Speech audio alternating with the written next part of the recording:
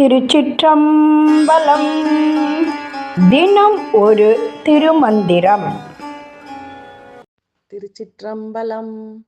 இருள் சூழ் அறையில் இருந்தது நாடில் பொருள் சூழ் விளக்கது புக்கெறிந்தாற்போல் மருள் சூழ் மயக்கத்து மாமலர் நந்தி அருள் சூழ் இறைவனும் அம்மையுமாமே. திருச்சிற்றம்பலம். இருள் சூழ் அறையில் என்று திருமூலர் இந்த பாடலை தொடங்குகிறார். இது திரு அருட்சக்தியை பற்றி குறிக்கிறது. அறியாமையே நிரம்பிய இந்த மாயா காரியமாகிய உடலில் இருந்த இயல்பை ஆராய்ந்து பார்த்தால், இருட்டறையில் பொருள்களை தேடுவதற்கு உபகாரப்படும் விளக்கு இருட்டறையில் புகுந்து பிரகாசமாக எரிகின்றது போல், ஆணவ காரியமாகிய அறியாமையால் விளைந்த மயக்கத்தில் இதய தாமரையில் ஒளிப்பிழம்பாய் எழுந்தருளியிருக்கும் சிவம் ஆன்மாக்கள் மீது வைத்த கைமாறு வேண்டாக்கருணையால் சிவமும் சக்தியுமாக விளங்குவர் என்று குறிக்கிறது. ஆணவத்தால் மறைப்புண்டு அறிவிழந்து இருளான ஆன்மாக்களிடம் இறைவன் சிவமும் சக்தியுமாக விளங்கி அறியாமையை நீக்கி ஆட்கொள்ள செய்கிறார். ஒரு காலத்தில் அடர்ந்த காட்டின் நடுவே ஒரு சிறிய கிராமம் இருந்தது. அந்த கிராமத்தில் வசித்து வந்த ஒரு இளம் ஓவியன், அவனுக்கு தன் ஓவியத்தின் மீது அதிக ஈடுபாடு இருந்தது. ஒரு நாள் அவன் தன் ஓவியங்களை வெளிச்சமில்லாத ஒரு இருண்ட அறையில் வரைந்து கொண்டிருந்தான். அறை முழுவதும் இருள் சூழ்ந்திருந்ததால் அவன் வரைந்த ஓவியங்கள் எப்படி இருக்கின்றன என்பதை அவனால் தெளிவாக பார்க்க முடியவில்லை.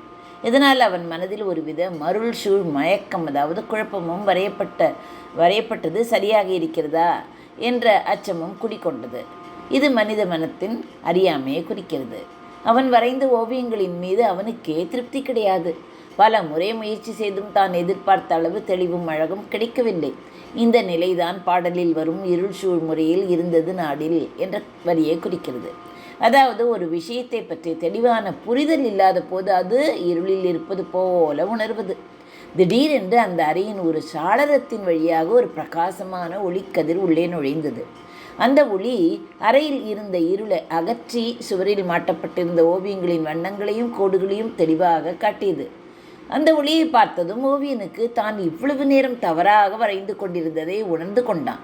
அவன் ஓவியத்தில் இருந்த குறைகள் அவனுக்கு தெளிவாக தெரிந்தது. அந்த ஒளி அவனது மனதில் இருந்த குழப்பத்தை நீக்கி தெளிவை அளித்தது. இது பாடலின் பொருள் சூழ் விளக்கது பூக்கெறிந்தாற்போல் என்ற வரியை விளக்குகிறது. இங்கு பொருள் சூழ் விளக்கம் என்பது என்ன? ஞானம் அல்லது தெளிவான புரிதலை குறிக்கிறது. இந்த ஞான ஒளி அவனுக்குள் வந்த பிறகு அவன் வரைந்த ஓவியங்கள் மேலும் அழகாக உயிரோட்டம் உள்ளதாக மாறின. அவன் மனம் தெளிவடைந்தது. இந்த தெளிவும் ஞானமும் தான் மாமலர் நந்தி என குறிக்கப்படும். நந்தி என்பது என்ன? இறைவனுக்குரிய வாகனம். இது சிவபெருமானை நோக்கிய பக்தியின் மற்றும் ஞானத்தின் அடையாளமாகும். இறுதியில் ஓவியன் தன் ஓவியங்களை முழுமையாக்கி அதில் முழு திருப்தி அடைந்தான். அவனது கலை படைப்பில் ஒரு தெய்வீக தன்மை ஏற்பட்டது. இதுவே அருள் சூழ் இறைவனும் அம்மையும் ஆமே என்பதன் பொருள். அதாவது, அறியாமை என்னும் இருள் நீங்கி ஞான ஒளி பிரகாசித்ததும் இறைவன், அதாவது இறைவனாகிய சிவன், அம்பாளும் சக்தி அருள் புரிந்து வாழ்வில் தெளிவையும் முழுமையையும் அருளுகிறார்கள். இந்த திருமந்திர பாடல் எதை குறிக்கிறது? நம் மனம் அறியாமை என்னும் இருளில் இருக்கும்போது நாம் குழப்பத்திலும் தெளிவற்ற நிலையிலும் இருப்போம். ஆனால் ஞானம் என்னும் பேரொளி நம் மனதில் பிரவேசிக்கும் போது அந்த இருள் நீங்கி தெளிவு பிறக்கிறது. இந்த தெளிவு நம்மை இறைவனிடமும் இறைவியிடமும் நெருங்க செய்து அவர்களின் அருளையும் பெற்று தருகிறது. இது ஒரு ஆன்மீக பயணம்.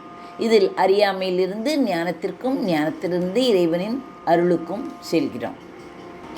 இருள் சூழ் அறையில் இருந்தது நாடில் பொருள் சூழ் விளக்கது பூக்கெரித்தாற்போல் மருள் சூழ் மயக்கத்து மாமலர் நந்தி அருள் சூழ் இறைவனும் அம்மையுமாமே.